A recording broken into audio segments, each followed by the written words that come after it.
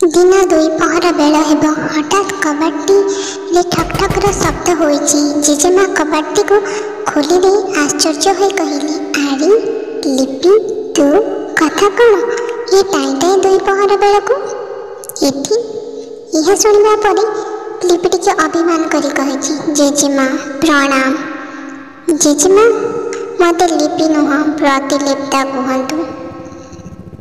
एवं से हठात प्रश्न पचारि, कहीं सी केवड़े गला? जेजेमा कहली, किए? प्रतिलिप्ता उत्तर देसी आपणकर अली अली नातुणी क्योंठी अच्छी सीए? मते कहिथिला आज सकाळु राधाराणी मंदिर को दर्शन करि जिबा। हेले सकाळु तार देखा नहीं ना दर्शन नहीं। भाई हाथ रे कही मध्ये पठाइली, केते फोन कली हेले तार फल किछि भी हेला नहीं।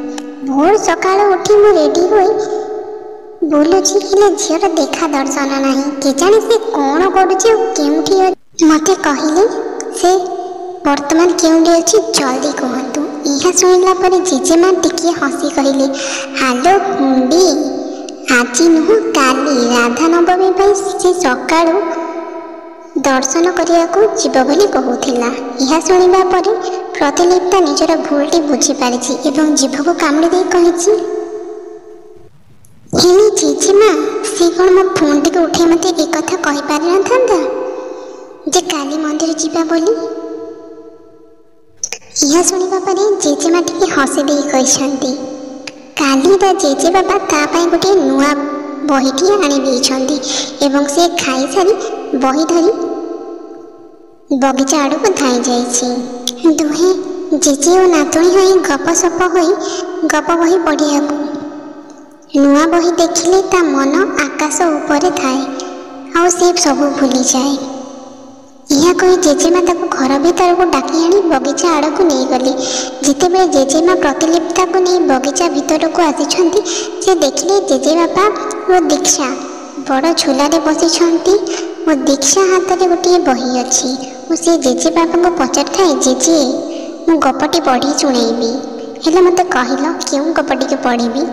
यह कही कही से किसी पृष्ठ ओलटाइबारे लागिछि। ठीक सही समय लिप्ता बड़ पाटी करी कहिछि, आमे भी गप शुणिबु। यह कही से हसीबारे लागिछि। यह शुणिबा परे दीक्षा कहिछि, आरी प्रतिलिप्ता जेजेमा ताको जल्दी धरिके एठाको आण। यह कही से हसीबा को लागिछि एवं कहिछि, जानिछु जेजे मो पई नुआ बही आनिछंती गप बही, आसे जल्दी शुणिबा गपटी। यह कही से गोटे पृष्ठटी को ओलटाइछि एवं द्वितीय पृष्ठ रे से पाइछि उपहार नामक गल्पटी एवं से गल्पटी पढ़िबा आरंभ कर देछि। गल्पटी को आगक शुणिया पाई चैनल को लाइक करंतु, सब्सक्राइब करंतु एवं नोटिफिकेशन पाई बेल आइकन को प्रेस करंतु। धन्यवाद गल्पटी को सुनिबा पाई।